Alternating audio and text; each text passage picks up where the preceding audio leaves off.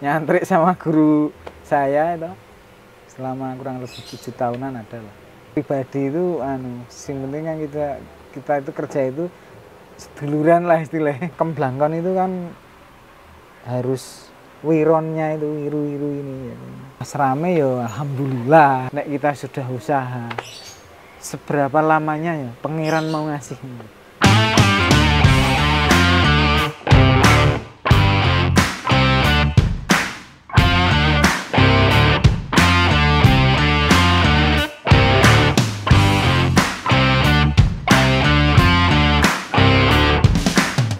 Halo teman-teman, hari ini kita berkunjung ke YAD Blangkon atau Yat Blangkon. Ini tempat dimana semua koleksi blangkonku itu berasal. Jadi belinya di sini nih. Dan beliau orangnya Pak Yadi. Lengkapnya sudah Pak? Ya, perkenalkan kami. Saya namanya Sumaryadi lengkapnya. Oh Pak Sumaryadi, malah baru tahu. Lebih dikenal Yat Blangkon. Yat Blangkon. Betul. Pak Yadi, boleh deh dikenalkan siapa sih sebetulnya sosok Pak Maryadi ini? Ya, terima kasih Mas Imam, teman lama ini. Pak Yadi ya seperti orang-orang umumnya gitu loh. Jadi kami memang khusus karena membuat pakaian adat, khususnya khusus Jawa. Jadi kami dikenal dengan ininya pembuat blangkon, aksesorisnya, terus surjan. Nah itu yang lebih dikenalnya Pak Yat Blangkon itu di situ, pembuatan produksi itu. Dulu mulai ini ceritanya ke ya Pak? Wah, nah mulai ini nggih. Lah kan pekerjaan yo susah toh waktu itu, terus belajar sama guru kami itu nang sana di kota selama kurang lebih 7 tahun gitu loh. Tapi kan pas waktu belajar itu ya masih belum mensejahterakan lah istilahnya. Terus kami belajar berdagang juga sambil belajar nggak blangkon. Ini belajar berdagang. Saya biasanya ngamen di hotel kalau ada tamu tuh gelar blangkon, surjan gitu.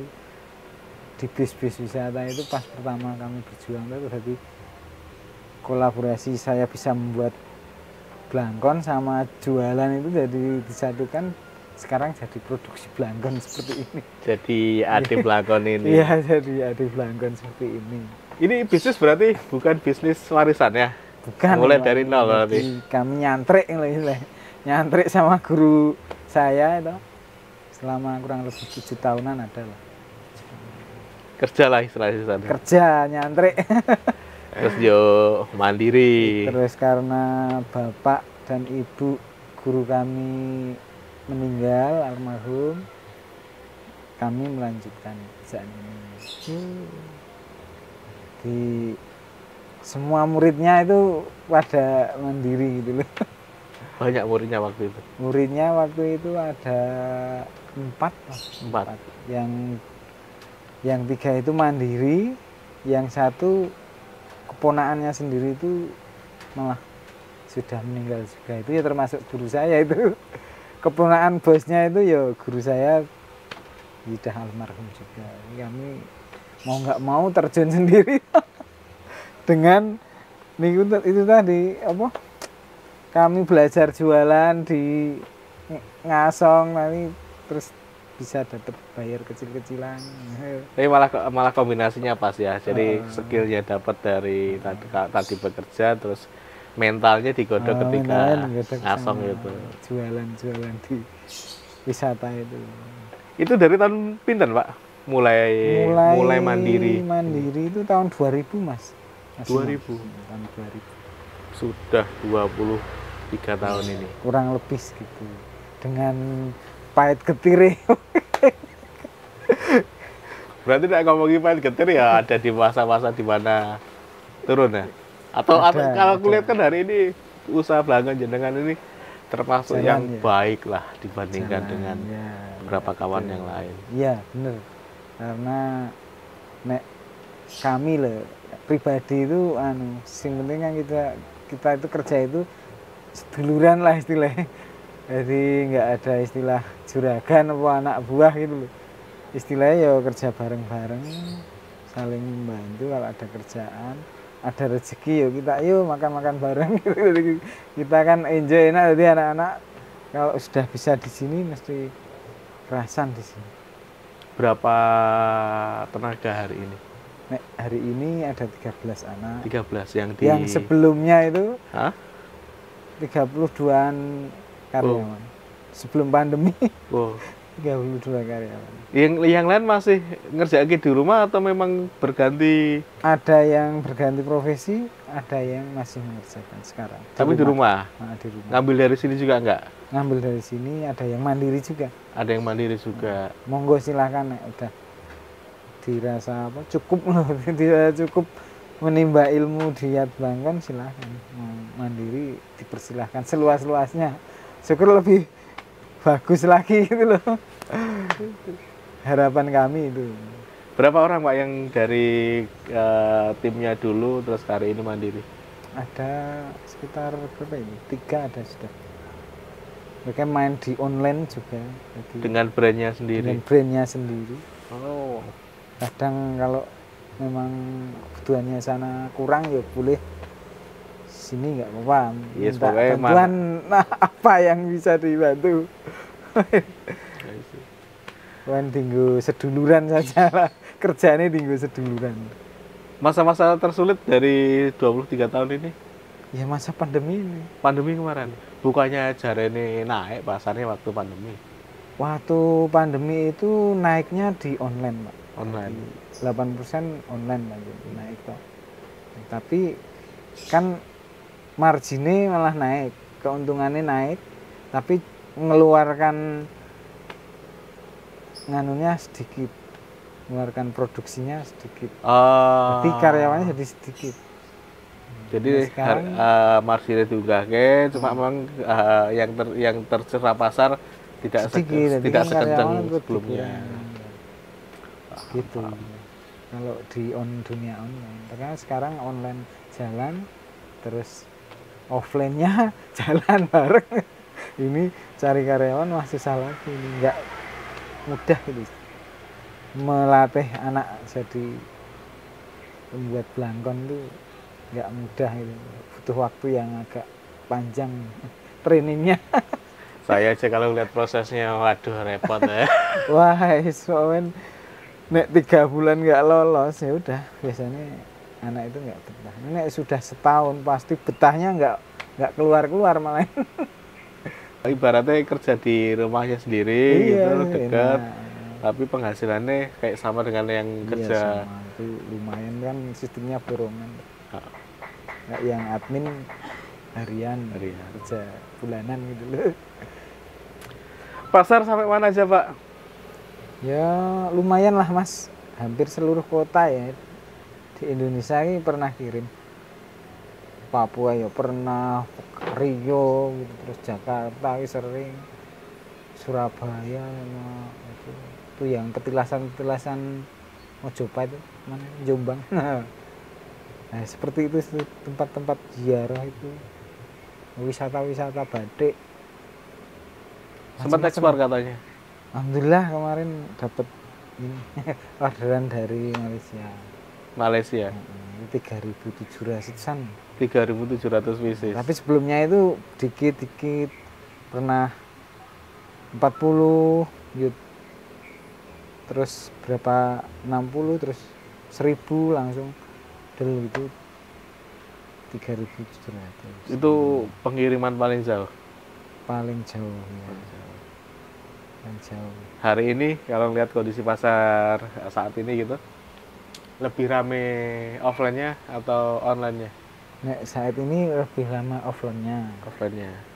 Online-nya nurun terus terang. Karena offline-nya udah bebas itu loh. Jadi mobilitas udah bebas, otomatis toko-toko minta, toko-toko pelanggan kami dulu yang toko batik, souvenir oleh-oleh. Minta. Pak Yadi, Blangkon ini kan penuh dengan filosofi.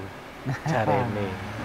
Nah, Ya ini ya. karena panjenengan ini empunya suhunya di Blangkon, jadi saya pengen tahu apa sih sebetulnya filosofi dari Blangkon. Wah, sini itu banyak sekali. Ini mungkin taunya malah sedikit ini. Tak ceritakan dulu ya. Boleh, silahkan. Kami itu aslinya difokus di produksi gitu. Tapi ada pakemnya juga, Mas. Pakem Blangkon itu kan harus wironnya itu wiru-wiru ini ya. Wiru tuh. Nah, itu ya paling enggak ganjil lah. Ganjil. Ya, ganjil. Misalnya 7 untuk pitulungan gitu ya. Pitulungan, 11 kolasan gitu loh. 17 dan lain-lain. Katanya harus 17. Ganjil. Yang jelas ganjil. Tapi aku coba ngitung blangkon-blangkon yang saya beli dari jenengan ini 17. rata-rata 17. Ya. Kenapa harus 17? Ya dari puluhan ke 7-nya itu pitu itu tadi. Ngambil pitunya itu. Jadi pitu lompat ke 17. Ya. Nggak ada makna lain? Ya itu belum kami pelajari, tapi ada lah istilah. Makna nek hitungan itu cuma hitungan ganjil aja. Tapi nek mana-mana lain itu banyak tadi. Itu berbagai versi sih mari. Oh. Itu antara mondolan, antara sintingan itu berbagai versi. Tapi kami kayak ya belum tahu lebih dalam sih. Malah belum mempelajari padahal sudah 2023. Kami fokus ke produksi, Mas. Bukan budayawan atau anu gitu tadi. Fokusnya ke produksi. Ya maaf loh. Aman. Blangkon itu kan aku lihat ya dari produk panjenengan kan lebih banyak. Nggak hanya produk panjenengan itu. Setiap orang pakai blangkon di jalan atau di kantor gitu. Lebih banyak itu bermotif batik. Itu pakem atau? Ya memang turun-temurun seperti itu. Turun-temurunnya batik. Pakemnya itu batik. Tapi kan seiringnya waktu kan yang memakai itu loh, yang memakai kan berbagai komunitas, berbagai. Nah, misalnya komunitas suka berziarah ke makam itu kan hitam, biasanya hitam. Nek yang seneng ngaji yo putih gitu loh.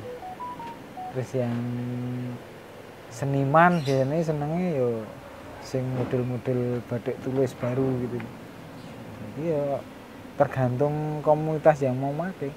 Jadi nek pakemnya memang batik gitu loh. Batik ada klite, ada parang biasanya gitu. Terus sidoasis, sidomulus seperti itu nek turun temurunnya.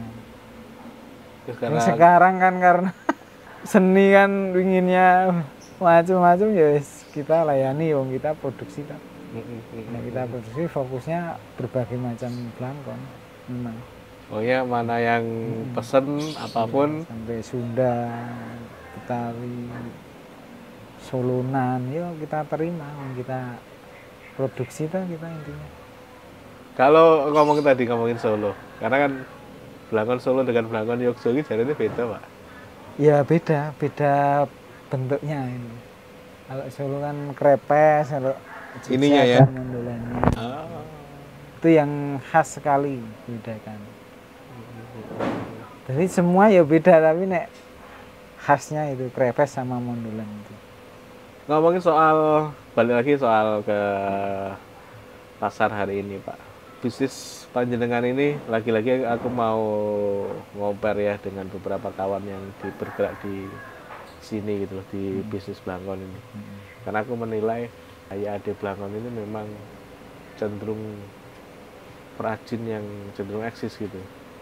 Yang lain itu ibaratnya rada kembang-kempis gitu ya. Di beberapa tempat lah aku lihat. Apa sih yang dikerjakan Pak Yadi untuk mempertahankan bisnis dan pada akhirnya ya aku lihat hari ini berkembang. Ya, kalau bedanya kami dengan teman itu kami memang memang itu lagi berbagi pekerjaan misalnya. Jadi misalnya kami dapat order itu 10 misalnya ya. Nggak mungkin lah kalau kita kerjakan sendiri mesti ngajak karyawan lagi. Kalau enggak karyawan habis ya rekan-rekan teman pelanggan itu kita subkan. Jadi ketepatan waktu yang order ya, itu ya juga mengaruhi orang belanja lagi terangnya. Nek misalnya ke tempat teman saya itu bagus halus, sana itu satu itu bisa 3 bulan, ya udah ketinggalan yang lebih cepat peluangnya itu loh nek saya seperti itu. Kalau berbagi pekerjaan itu sih marai kita jadi mungkin lebih dikenal, lebih cepet gitu loh. Rezeki ini artinya tidak hanya rezeki kita aja, Iya benar. tapi rezeki Banyak teman-teman karyawan. Ya memang kata orang kalau kita mampu membagi rezeki maka rezeki kita juga akan nambah. Cara ini sih begitu. Ya. Jadi rezekinya teman-teman tuh bisa dilewatkan dari pintu. Kalau hari ini kan pintunya belakang nih, seperti itu katanya mereka gitu kata orang-orang. Ya sama kita kan ya itu Mas. Kalau kok kenapa eksis karena ya memang kami diundang ke manapun siap. Mesti karena ada tim tadi, tim online, tim yang produksi itu, jadi kami diajak kemanapun siap, lebih siap dari teman-teman kita. Misalnya kita diundang ke sana mau pameran atau mau pelatihan apa gitu kan, kami lebih siap itu mempengaruhi juga itu sama eksistensi itu. Tapi memang iya, rata-rata pelaku usaha yang masih one man show gitu ya, bahasannya one man show gitu, semuanya digarap dewe gitu ya. Ya waktunya habis. Dia sudah harus mikir nyari bahan, produksi, mikir masarke, waktunya habis. Ya wajar sih kenapa waktunya habis, karena ya semuanya digarap dewe. Padahal di sisi lain kita butuh masa-masa harus belajar lagi.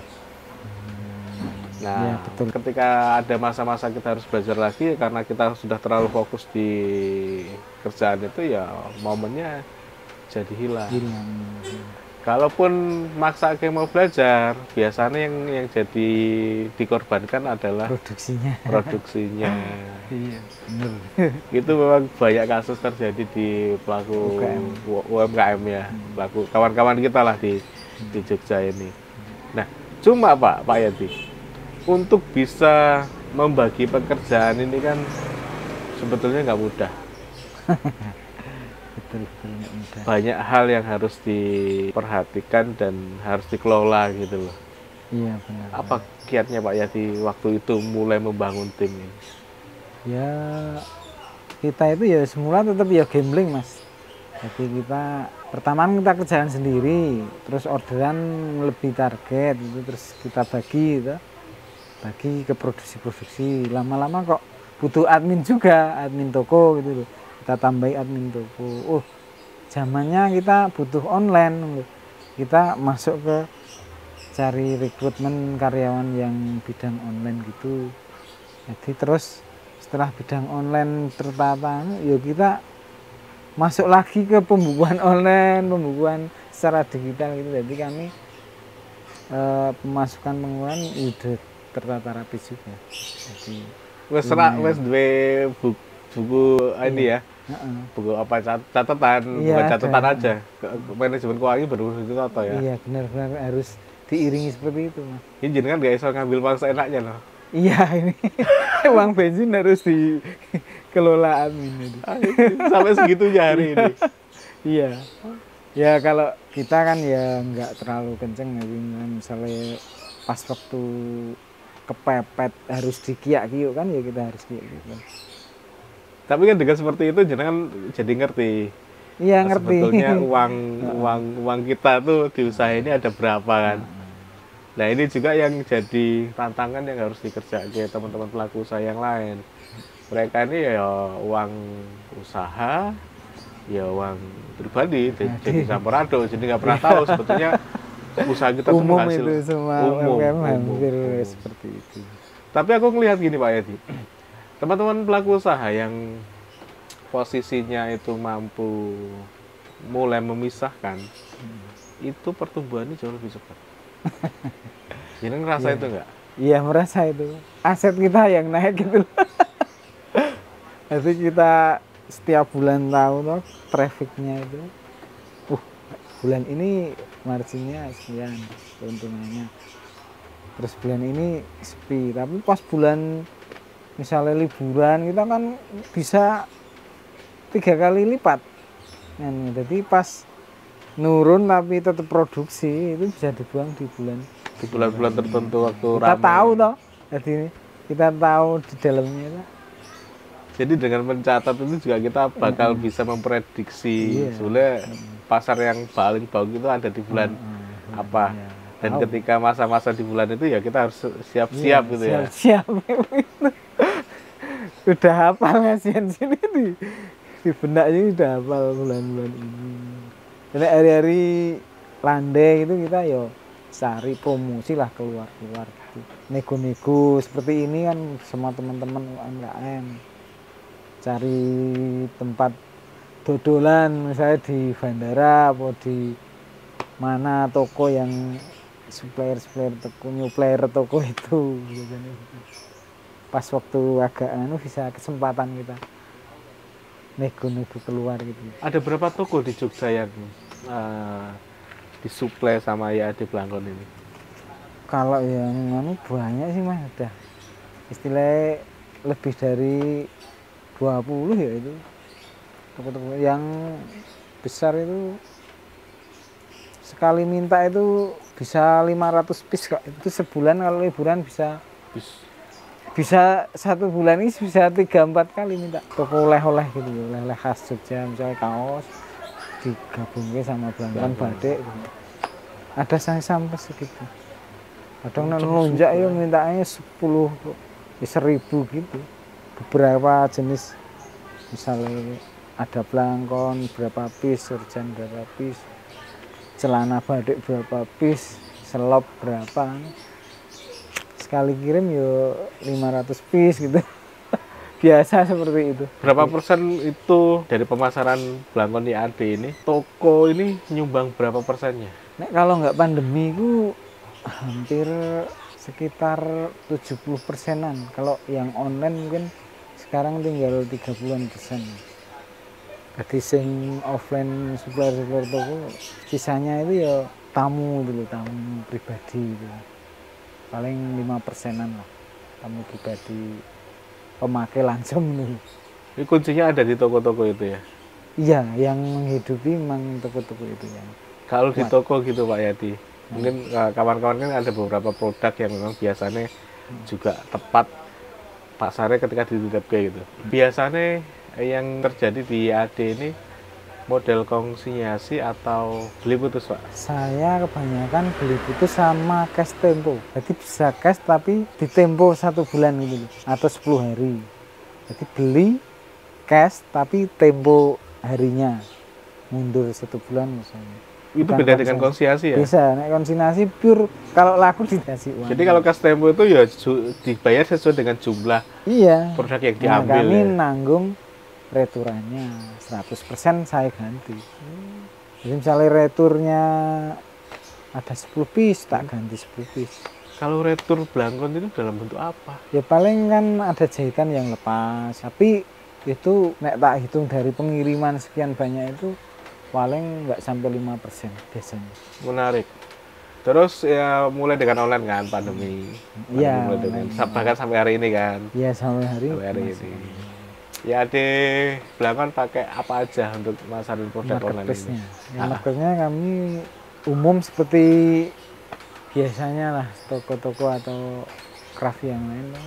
Pakai Facebook, IG, pakai marketplace, Shopee, Lazada, Tokopedia, Sibakul, seperti Sidakui. Itu kami masuk semua. Jadi kami tetap aktif seperti itu. Paling banter dari marketplace? marketplace itu nek TikTok ya, TikTok sekarang mulai rame. TikTok, Shopee, Lazada itu tetap, Tokopedia itu tetap sing di atas tetap. Paling banter Tokopedia. Tapi yo Facebook sama IG itu ya bagus juga sih. Tergantung fokus kita. Nah, Jadi fokus. fokusnya kemana ini? Kan banyak timnya Pak yang banyak ini ada timnya. Jadi timnya kan ada sing Facebook, IG, terus marketplace gitu. Marketplace-nya sendiri-sendiri. Jadi kan enak gitu. Memisahkan gitu. Tinggal nanti sore ada kargo yang ngambilin, sore nek enggak yang nganter ke tempat pengiriman. Mereka ini ya loading di sini ya. Iya. Kargo apa paketannya? Iya di sini ngambil langsung. Menarik. Pick up. Pick up kok loading, pick up. Bahasanya pick up hari ini. Janjinya produknya apa Pak sih? Ya. Menarik ini Mas pertanyaannya. Ini kan biasanya orang taunya mie blangkon gitu ya. Tapi kan ternyata seiring perkembangan waktu, umur mungkin ya. Itu kan nek kesini maunya itu lengkap gitu loh. Maunya beli blangkonnya, surjannya, kamus timangnya, terus selopnya kami semua sediakan. Misalnya selop itu kami yo bikin langsung ke pengrajin sesuai spek kami terus dikirim ke sini. Terus jarik bawaannya biasanya kan orang kan itu bawahnya terus batik tok gitu toh, ini sudah diproses dibikin birunya ada di paten. Beda sama ini ya. Betul, beda. Kalau ini biru biru Nah, ini malah ini seniman. Biasanya seniman begitu. Nah itu sampai ke atasnya misalnya kita pakai kamus timang lontongnya, deknen custom misal pengen aku warna biru Pak Yati, kita bikinkan biru. Aku warna merah apa batik bisa. Surjannya kemarin-kemarin belum ada, sekarang bikin surjannya sudah ready. Blangkonnya, ini blangkonnya juga menarik Pak Imam. Blangkon itu kami produksi bukan blangkon Jogja saja, gitu. Bisa Pajajaran, Sunda, terus Solo, Yogyakartaan, Mataraman itu, Udeng Bali, Pajajaran, iya. Kita kadang-kadang produksi. Tergantung permintaan pasar gitu. Kadang ada peci-peci batik itu juga bisa. Udah biasa gitu. Pokoknya pasar minta apa siap melayani ya. Ya, yang sesuai bidang ini perbelangkonan dan perbelangkonan dan persorjanan. Kalau bahan baku Pak Yadi biasanya ngambil dari kan nggak bikin sendiri. Iya. Dari perajin mana aja Pak? Ya, alhamdulillah kami bahan itu dari teman-teman UMKM di sini kan sekitar sini ada yang batik itu banyak itu. Sana bikin batik, buat baju kita minta tolong buat itu bikin ikat gitu loh, bikin ikat. Lurik ya kami teman-teman di Jogja tuh yang bikin lurik dari Gamplong, dari Krapia. Kalau minta harga miring ya dari luar kota, misalnya dari Medan, dari Pekalongan, dari Solo itu bahan-bahan di sana lebih murah. Tapi itu kan untuk pasar sing biasa itu, pasar sing bagus malah justru dari lokal. Dari sentra-sentra batik Imogiri, dari Panda, dari sini sendiri.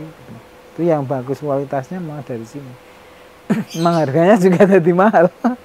Ini nek sing dari Solo sama Pekalongan itu bisa menekan harga. Jadi ya multiplier efeknya banyak.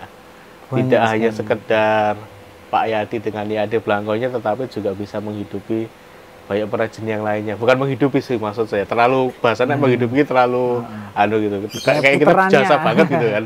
Tapi puteranya gitu kan. Puteranya bisa ke kemana-mana. Menarik. Itu baru di bahan tok itu Bahan ya. tok.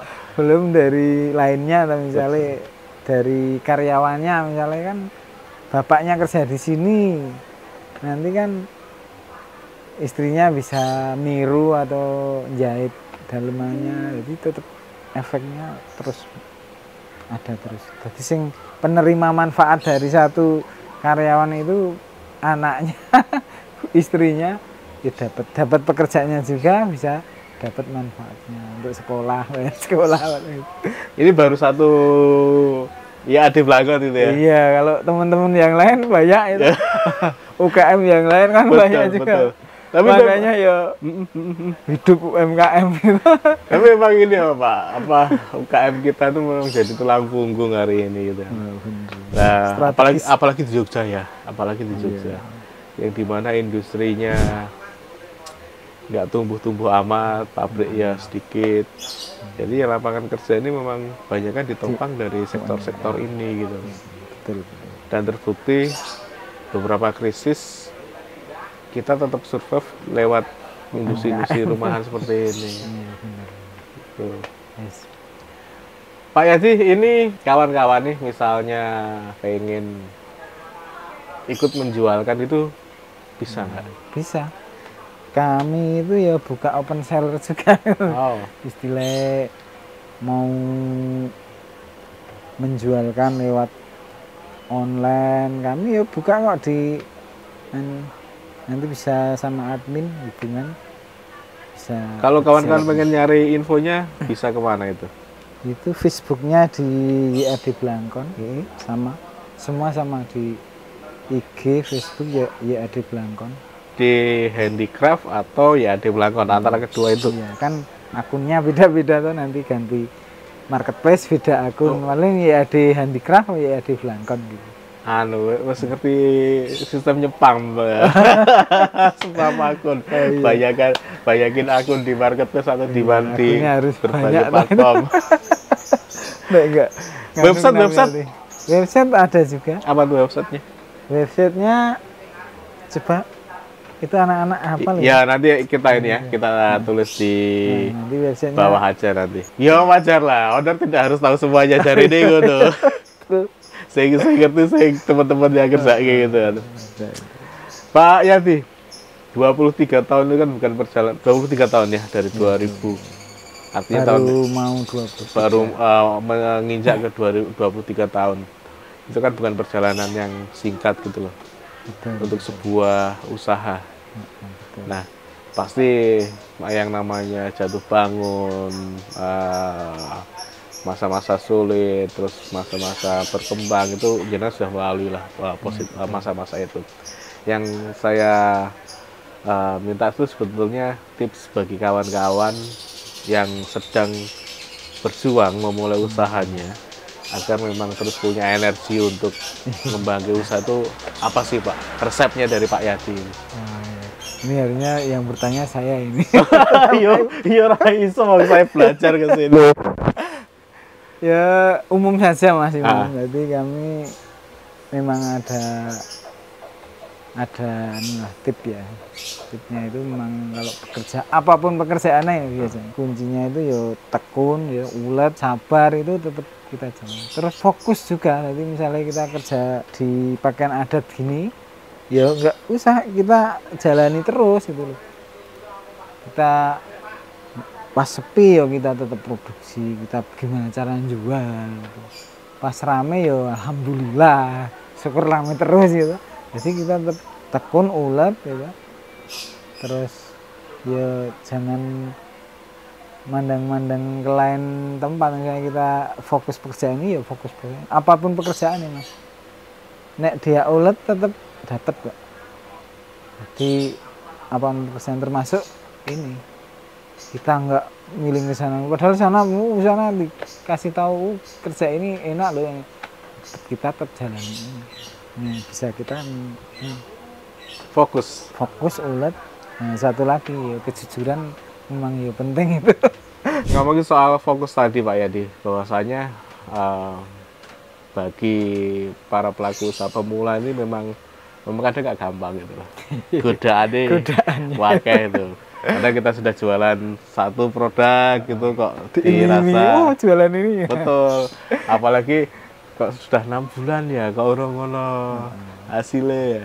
Nah, agar kita bisa fokus komitmen untuk fokus ngembangin satu ini ada kiat apa Pak? Banyak sih kiatnya itu. Kalau biasanya pekerjaan itu nek dikerjakan 1, 2, 3 bulan kan mungkin baru babah-babah istilahnya, urung menemukan pelanggan tetap menurut. Nah itu kita tetap kudu bertahan Mas. Sampai kapan harus bertahan?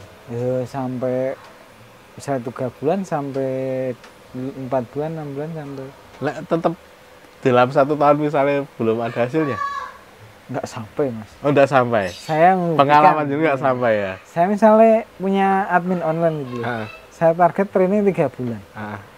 Training 3 bulan itu kan kemungkinan baru bisa menjual di bulan kedua atau bulan terakhir itu baru bisa menjual secara online itu. Baru bisa? Iya, itu baru muter diviralkan di dunia maya itu. Nah, nanti kalau sampai 6 bulan ini sudah ada pelanggan tetap. Sudah ada pelanggannya. Jadi tetap seperti itu pun di offline loh. Kita misalnya kita nawarkan di satu toko itu sampai 4 kali loh Mas baru bisa masuk. Itu pertama.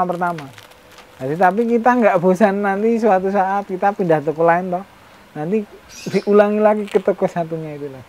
Sampai 4 kali baru masuk. Memang kesabarannya seperti itu. Tapi kita nggak putus asa gitu. Tetap kita asanya dibuang, kita jalan terus. Nggak dapat sini. Dari ilmu nih marketing itu dari 1000 mesti 200 lihat kita. Dari 200 kan mengerucut lagi berapa persennya itu pasti beli. Jadi kita naik belum 1000 menawarkan ke orang yang kenal kita kan belum ada hasilnya itu. Yes, funnel marketing itu Iya. kalau dalam bahasa marketingnya. Itu harus dijalani. Ditolak itu kan sakit Pak. Ya biasa. Nek udah biasa ditolak jadi biasa. Jadi sudah biasa nek per awal-awalnya ditolak kita sudah minder toh. Nek ini ditolak wah biasa. Nah, maksudku gitu, maksudku. Pindah toko lagi nawarkan lagi. Oh. Jadi besok lain kali ke sana lagi dengan cara dan gaya bahasa yang beda lagi menawarkan. Nah, kadang mereka ini juga banyakkan juga nggak kuat di masa-masa itu. Ya nek saya dulu ya hampir nggak kuat, tapi kan ya Tapi gimana ya, pasti harus ada hasilnya kan Pak. Kalau lihat hari ini ya, kalau kelihatan hari ini ada aku lihat bisnis ini tuh bisnis tradisional tapi bisa dikelola dengan manajemen yang lumayan baik lah, lumayan baik gitu loh. Artinya doakan saja Mas. artinya kan ya hasil ini ada gitu loh. Ya, hasilnya ada. Jadi kawan-kawan yang baru mulai usaha masih awal-awal ya aku sepakat sih harus kita yakini bahwa bisnis ini memang menjadi jalur pintu rezeki kita. Kalau kita memang meyakini itu sebagai jalurnya, ya insya Allah 3 bulan, 4 bulan, 6 bulan pasti ada hasilnya itu. Betul, ada ruhnya di dalam. Laras. Nah kita nggak meyakini itu sebagai jalurnya kita, ya menurutku pekerjaan yang sia-sia mendingan tinggal kayak. Iya benar. Karena ruhnya itu tadi yang dibutuhin. Betul. Beda kok ketika kita ngerjain sesuatu dengan antusias, dengan mengerjakan sesuatu yang dengan walah yang penting tak kecekel lagi beda banget itu hasilnya. Kadang malah hobi itu jadi rezeki gitu. Nggak hobi pun nanggal ruhnya itu nyantol nanti tetap dapat. Tetap dapatnya itu yang kita tunggu itu. Sing jarang orang-orang memahami karo menyelami kan di tetap dapatnya nanti. Kan kita pernah dibilangin sama orang tua tuh. Itu tak ingat sampai sekarang. Nek kita sudah usaha seberapa lamanya ya pangeran mau ngasih, kita tunggu gitu. Jadi orang tua saya pernah bilang begitu. Jadi nek kita sudah usaha terus seberapa lamanya spiro wene itu katanya Gusti Allah ki arep maringi itu sing tertanam di Iya, saya maksud artinya sebetulnya bagi Gusti Pangeran, bagi Tuhan itu nggak akan butuh waktu lama untuk ngasih kita. Yang penting tadi kuncinya adalah di usahanya tadi. Jadi ya teman-teman ya tetap optimis dengan apa yang dikerjakan hari ini agar memang bisnis itu bisa berjalan dan bisa tumbuh. Oke Pak Yadi, matur sembah suwun atas sama-sama Mas Imam. Ilmunya banyak sekali yang bisa digali. Tadi saya sih pengen sebetulnya ngobrolin soal belangkon lebih dalam gitu. Cuma Pak Yadi kebetulan memang fokusnya beliau di bisnisnya ya, di produksi belangkonnya. Tapi nggak apa-apa, ilmunya lebih dari cukup untuk kita bisa pelajari. Bermanfaat. Amin, semoga bermanfaat. Kita jumpa lagi di video-video berikutnya.